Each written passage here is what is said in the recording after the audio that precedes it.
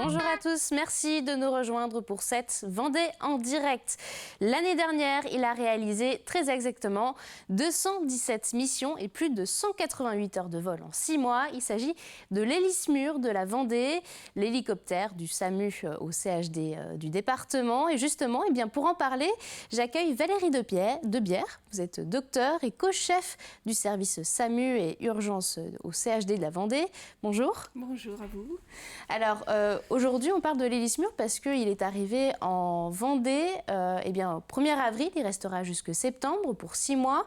Il arrive chaque année ici pour la saison touristique.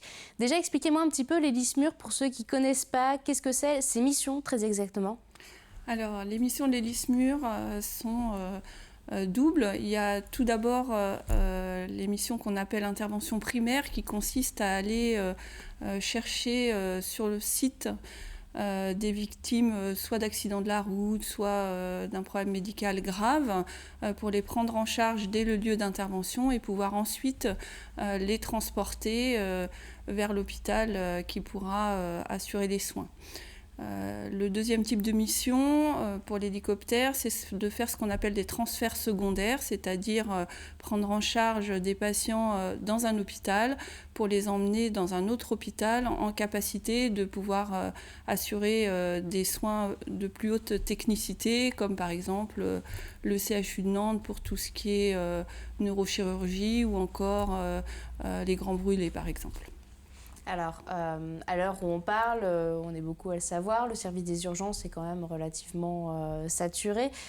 Cet hélicoptère-là, est-ce qu'il peut aider aussi dans ce sens-là à libérer des équipes ? Alors effectivement, l'hélicoptère est un moyen de pouvoir on va dire économiser du temps médical, c'est-à-dire en gagnant à la fois sur le temps d'intervention, c'est-à-dire faire partir une équipe en hélicoptère, on gagne du temps sur le temps de trajet par rapport à la route. Alors, sous-entendu que l'intervention soit très éloignée du lieu de départ, puisque bon, sur des courtes distances, on gagne peu de temps. Donc, mais par exemple, pour une intervention sur Noirmoutier, plutôt que de faire...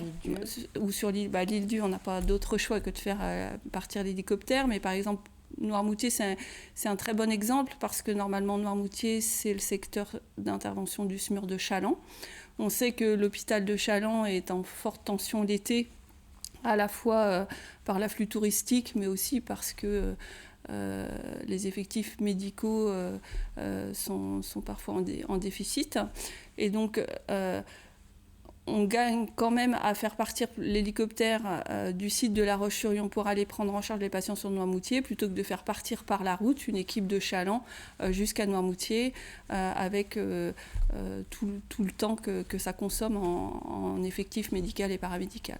Pouvoir aller aussi sur des lieux inaccessibles en voiture ou par d'autres moyens. Oui, comme les plages par exemple, tout le littoral, ou dans le sud Vendée, qui est quand même aussi une zone relativement éloignée des SMUR. Dès qu'on s'éloigne des bases de départ des équipes, on gagne à faire de l'intervention en hélicoptère. Alors, vous parlez des plages, ça nous fait forcément penser à l'été. Cet hélicoptère-là, il est là essentiellement aussi pour la saison touristique, pour cet été. Pourquoi ? Il y a une hausse d'activité, je pense aussi au niveau des urgences à ce moment-là. Alors, tout à fait. Donc, l'hélicoptère, il arrive au 1er avril jusqu'à fin septembre.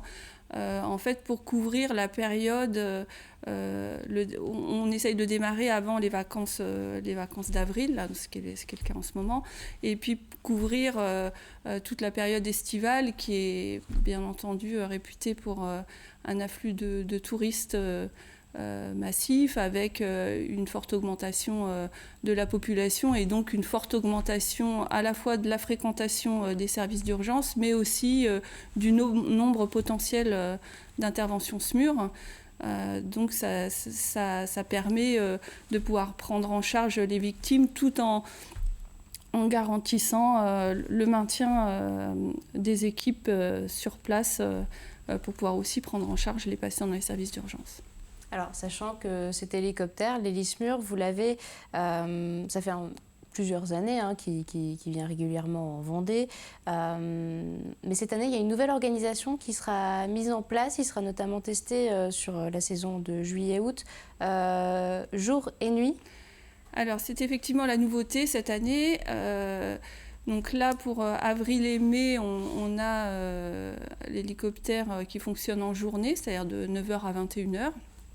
Et puis, à partir du 1er juin jusqu'au 30 septembre, on va tester une organisation en H24, c'est-à-dire jour et nuit.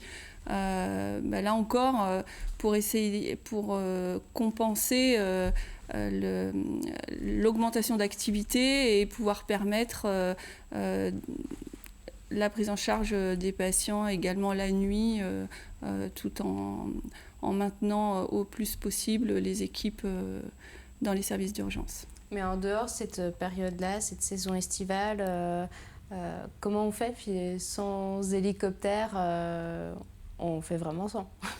Alors on ne fait pas tout à fait sans parce que quand l'hélicoptère n'est plus sur le site de La Roche-sur-Yon, il reste néanmoins 2 hélicoptères pour couvrir l'activité de la région, un qui est basé sur Nantes et un qui est basé sur Angers, qui fonctionnent également tous les deux en H24 et qui, en dehors des périodes de présence de l'hélicoptère sur La Roche-sur-Yon, permettent d'assurer la couverture sanitaire de l'ensemble de la région et des missions héliportées pour la région.